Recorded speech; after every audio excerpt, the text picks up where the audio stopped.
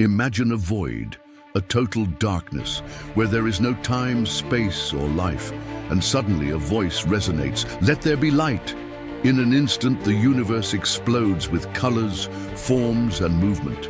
From a formless chaos, the cosmos is born by the word of a divine and incomprehensible being. This isn't just any story. It's the story of the origin of everything, the story of how our world and our existence came from nothing. And if you think human history is complex, you need to know its beginning.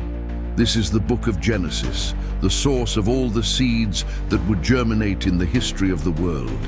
In just 6 days, the majestic orchestra of creation unfolds. With each divine command, chaos becomes order.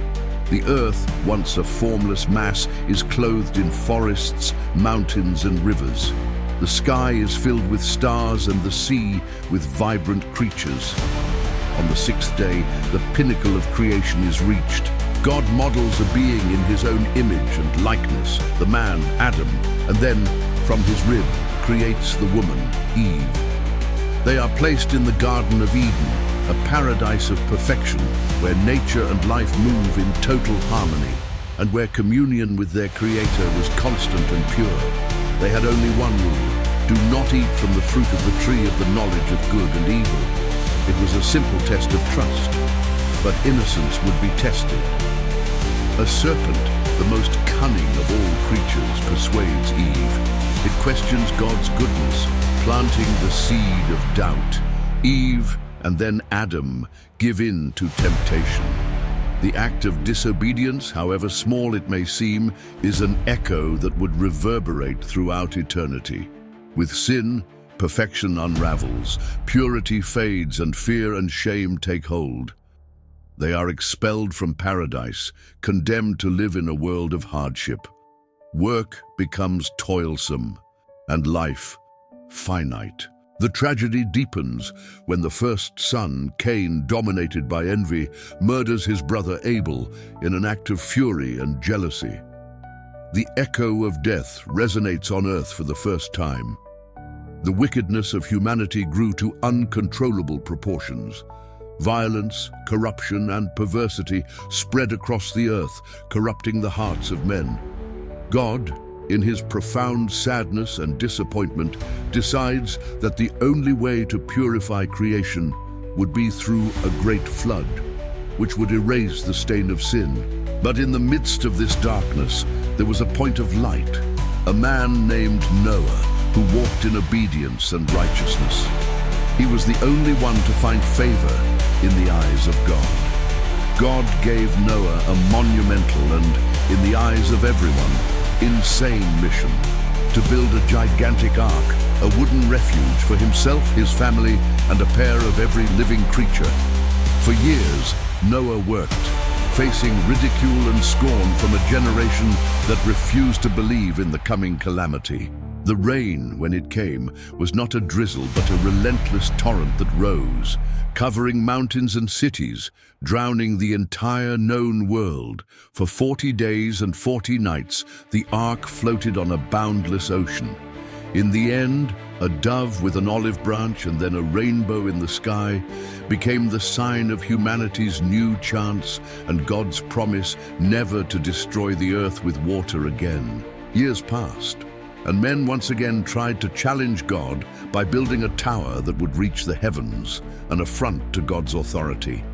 In response, God confused their languages, and humanity, unable to communicate, scattered across the 4 corners of the world. Human history, which had begun united, became divided. But then the focus of Genesis turns to the story of a single man, a special calling. If you are connecting with the grandeur and depth of these stories, consider leaving a like. This helps us continue sharing these narratives that have shaped the faith of millions of people. And if this is your first time here, feel free to subscribe. God chooses a man named Abram, who would later be known as Abraham.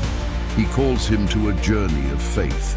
Leave your country, your people, and your father's household, and go to the land I will show you. The promise was grand. From Abram, God would make a nation, countless as the stars in the sky and the sand on the shore. The story of Abraham is a story of faith, of failures, and of sacrifice, like the ultimate proof of his devotion when he was willing to sacrifice his own son, Isaac. God's promise continued through Isaac and went to his son, Jacob. Jacob, a man full of deceptions and struggles, meets with God, has his name changed to Israel, he who struggles with God, and becomes the father of 12 sons. And each of these sons would become the seed of one of the 12 tribes of Israel. The book of Genesis culminates with one of the most dramatic and moving stories in the entire Bible, the saga of Joseph. The favorite son of Jacob, he is envied by his brothers and sold into slavery, taken to Egypt. The betrayal and abandonment seem to condemn him to a life of misery. Joseph, however, remains faithful to God, even in prison. His wisdom and ability to interpret dreams elevate him to the highest position in Egypt, making him the Pharaoh's governor. Years later, a great famine strikes the land. And who appears in Egypt seeking food? His own brothers. Joseph, now a man of power and authority, recognizes them, but does not immediately reveal his identity. He tests their hearts, and when he perceives their repentance, he reveals himself in one of the most emotional reunions in all of the Bible.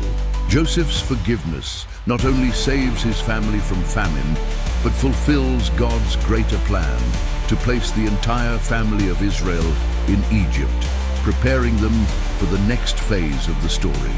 The book of Genesis is more than a collection of stories. It is the foundation of everything that will follow. It is the foundation of the world, of humanity, and of God's promise.